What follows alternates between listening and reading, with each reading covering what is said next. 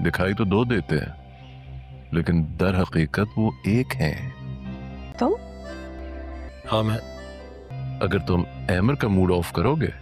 آپ تو کہہ رہے تھے کہ شارق بھائی کی کسی بات کو سیریسلی لینے کی ضرورت نہیں. تو یقیناً عافیہ کا تم سے بیہیویئر روڈ ہو.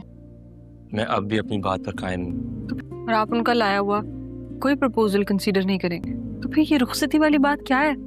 حمزہ بھائی کی طرف سے ایک پرپوزل. عافیہ کی ماں نے عافیہ کو بہت مرتبہ سمجھایا تھا کہ وہ اپنے باپ سے بچ کر رہے کیونکہ اس کا باپ اس کا خیر خواہ بالکل بھی نہیں ہے، لیکن عافیہ ہمیشہ اپنی ماں کو ہی غلط کہتی رہی اور یہی کہتی رہی کہ بابا اسے بہت محبت کرتے ہیں اور انہوں نے اس کے اور احمر کے رشتے کو قبول کر لیا ہے. جب اس کے باپ کی طبیعت بالکل ٹھیک نہیں ہوتی تو وہ ان کی خیر خواہی معلوم کرنے کے لیے جب ان کے پاس آتی ہے تو وہ دیکھتے ہیں کہ فہد پہلے سے ہی ان کے پاس موجود ہوتا ہے اور وہ ان سے بات کر رہے ہوتے ہیں کہ میں کبھی بھی عافیہ اور احمر کو ایک ساتھ نہیں دیکھ سکتا، میرا آج بھی خون کھولتا ہے. میں نے اسی لیے تو عافیہ کو بزنس میں بزی کر کے رکھا ہے تاکہ احمر کے دل میں اس کے لیے شک پیدا ہو اور ان دونوں کے درمیان میں دوریاں پیدا ہو جائیں تاکہ وہ تم سے نزدیک اور کل کو میں تم دونوں کی شادی کر سکوں. لیکن مجھے نہیں لگتا کہ تم اس کام میں میرا ساتھ دے پاؤ گے کیونکہ تم ابھی تک عافیہ کا دل جیتنے میں ناکام رہے ہو. عافیہ اپنے باپ کے منہ سے یہ سب کچھ سن کر بہت حیران ہوتی ہے اور اسے اپنی ماں کی تمام باتیں یاد آ جاتی ہیں کہ میری ماں ایک ایک لفظ بالکل ٹھیک کہہ رہی تھی. وہ اپنے باپ کے پاس جاتی ہے اور اسے جا کر کہہ دیتی ہے کہ مجھے آپ سے یہ امید نہیں تھی، میں احمر سے بے انتہا محبت کرتی ہوں اور کوئی بھی تیسرا ہم دونوں کے رشتے میں نہیں آ سکتا. ہمارا رشتہ رب کی ذات نے بنایا ہے